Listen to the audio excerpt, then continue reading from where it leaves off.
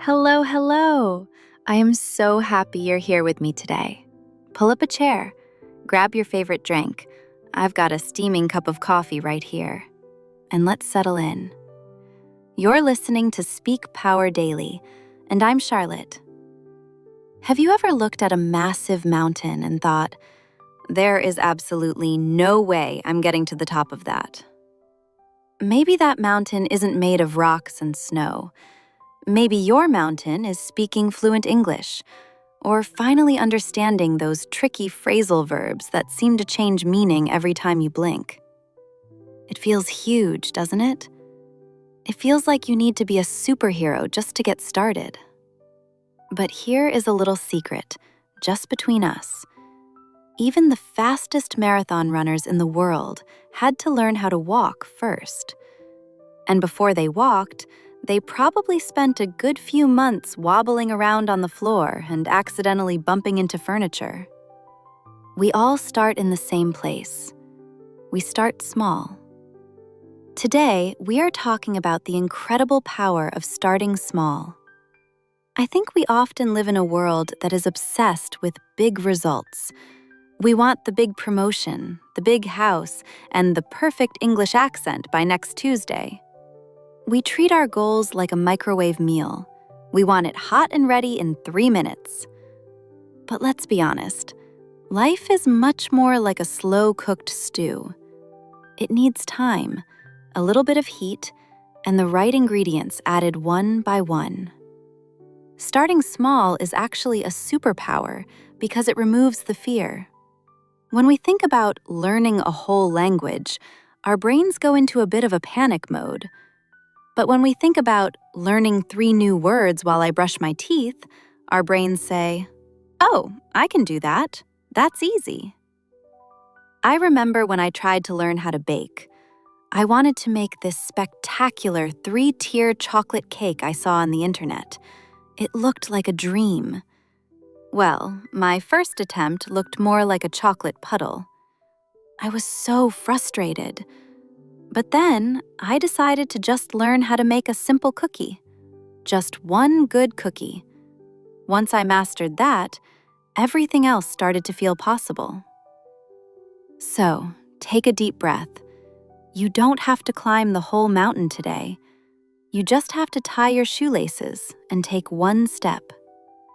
Are you ready? Let's talk about how that one step changes everything. Have you ever tried to push a car that has broken down?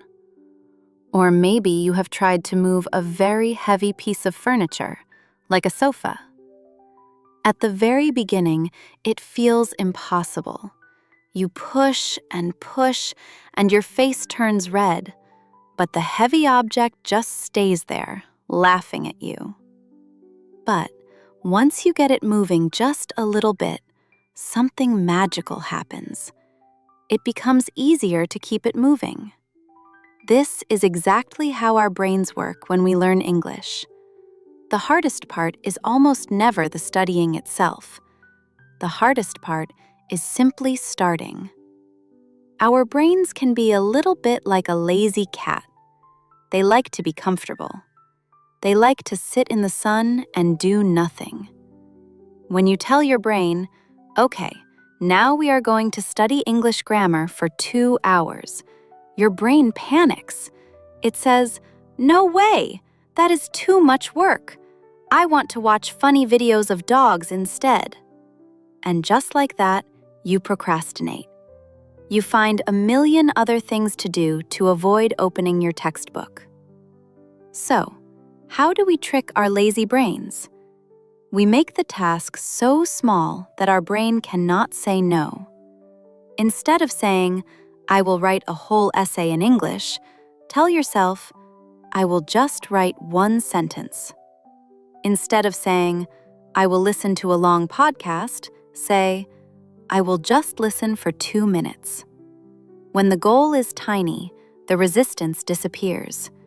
Your brain thinks, "Oh, 1 sentence? I can do that while I wait for the kettle to boil." It feels safe. It feels easy. But here is the wonderful trick. Usually, once you write that one sentence, you will find it is easy to write a second one. Once you listen for 2 minutes, you might as well listen for 5. You are building momentum. You are getting the heavy car moving. By giving yourself permission to do less, you actually end up doing more.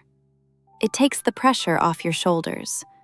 We often think that to be successful, we must suffer and work until we are exhausted. But honestly, suffering is not a very good strategy for learning a language. Enjoyment is much better. When you start small, you stop being afraid of the task. You stop looking at the mountain and just look at the path right in front of your feet. And suddenly, English doesn't feel like a scary monster anymore. It just feels like a small, manageable part of your day, like brushing your teeth or making your bed. Imagine you have a bucket in your garden. It is a hot, dry summer day. You want to fill this bucket with water, but you don't have a hose. You only have a tiny little spoon. You might think, "This is ridiculous. I will never fill this bucket with a spoon." But if you add 1 spoonful of water every single second, eventually, that bucket will be full. It might take time, but it will happen. This is the magic of consistency. It is not about the size of the spoon. It is about not stopping. In the world of learning English, many people make the mistake of being weekend warriors. Do you know what a weekend warrior is? It is someone who does nothing from Monday to Friday, and then on Saturday, they study for 5 hours straight until their brain hurts. They think, "Look at me, I am working so hard." But let me ask you a funny question. Would you brush your teeth for 1 hour on Sunday morning and then not brush them again for the rest of the week? Of course not. That would be terrible for your teeth, and probably terrible for the people talking to you. You brush your teeth for just 2 or 3 minutes, but you do it every morning and every night. That small, repeated action keeps your smile healthy. English is exactly the same.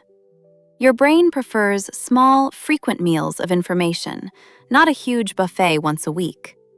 When you study for 5 hours at once, you get tired, you get bored, and worst of all, you forget most of it by Monday morning. But when you do just 15 minutes every day, your information sticks. It becomes part of you. Think about learning just 1 new word a day. Just 1. That sounds incredibly small, doesn't it? It sounds almost too easy. But if you do that for a year, you will have learned 365 new words. If you do it for 3 years, you have a vocabulary of over 1,000 words. That is enough to have real conversations, and you did it without ever feeling stressed or overwhelmed. So don't worry about going fast. Fast cars often crash. Worry about keeping the engine running. Even if you are moving slowly, as long as you don't stop, you are making progress. You are letting those drops of water fill the bucket, and one day, you will look down and be surprised to see that the bucket is overflowing. Now, I have to be honest with you. There is a tricky part to starting small. It is a little trap that catches many people, and I want you to be careful. It is the feeling that nothing is happening. Let's imagine you decide to get fit. You go to the gym for 20 minutes. You lift some weights, you run on the machine, and you eat a healthy salad for lunch. You feel great. But then you go home and look in the mirror. Do you look like a movie star? Do you have big muscles? No. You look exactly the same as you did yesterday, maybe just a little bit sweatier and red in the face. If you look in the mirror every single day looking for a change, you will be disappointed. You might say, "I exercised for 3 days and nothing changed. This is useless. I quit." Learning English feels exactly like this. You study your 5 vocabulary words. You listen to a podcast for 10 minutes. Then you try to speak to someone and, oops, you make a mistake. You forget the word umbrella and say rain hat instead. You feel silly. You think, I am putting in the effort, but I am not improving. But this is where you must have faith. Just because you cannot see the result, it does not mean it isn't there. Think about a tree. Before a tree can grow tall and touch the sky, it must grow deep roots underground. For a long time, all the work happens in the dark, under the soil. If you dug up the seed every day to check if it was growing, you would kill it. You have to trust that the roots are getting stronger. Your English is growing roots right now. Every time you listen, every time you repeat a sentence, you are building connections in your brain. You are building the foundation. It is invisible work, but it is the most important work. So please, don't be the person who yells at their garden. Imagine standing over a tiny flower and shouting, "Grow faster! Where are my tomatoes? I want them now!" The poor plant would be terrified. Be patient with yourself. Give your English tree time to settle in the soil. The flowers will come, I promise, but only if you let the roots grow first. So, where do we go from here? We have talked about mountains, lazy brains, buckets of water, and invisible roots. It feels like we have been on quite a journey today. But really, we have just been sitting here, sharing a coffee and a few ideas. And that is exactly the point. Life isn't made of huge, dramatic movie scenes. We aren't always fighting dragons or winning gold medals. Life is made of Tuesdays. It is made of quiet mornings, rainy afternoons, and the 5 minutes you spend waiting for the bus. Think of your English learning and your life like a beautiful mosaic. Do you know what a mosaic is?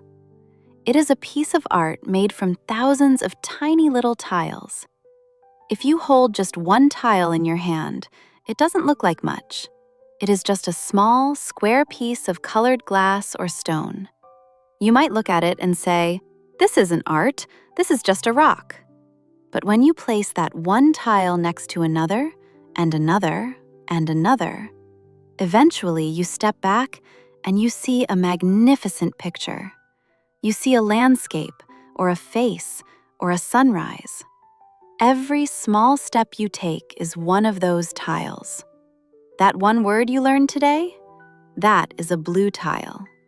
That mistake you made and laughed about? That is a yellow tile.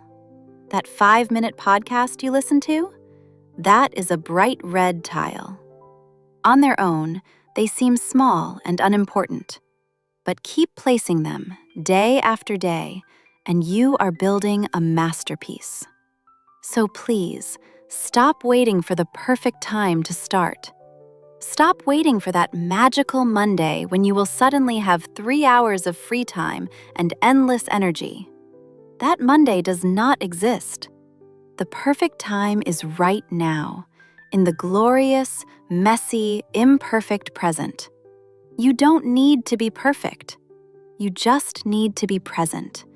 You just need to show up for 5 minutes. Thank you so much for letting me be a small tile in your mosaic today. I hope you feel a little lighter and a little more ready to take that one tiny, brave step. Remember, the smallest step is often the most important one because it is the one that starts the journey. I am Charlotte, and I will be right here cheering for you. Until next time, keep speaking your power, one small word at a time. Bye for now.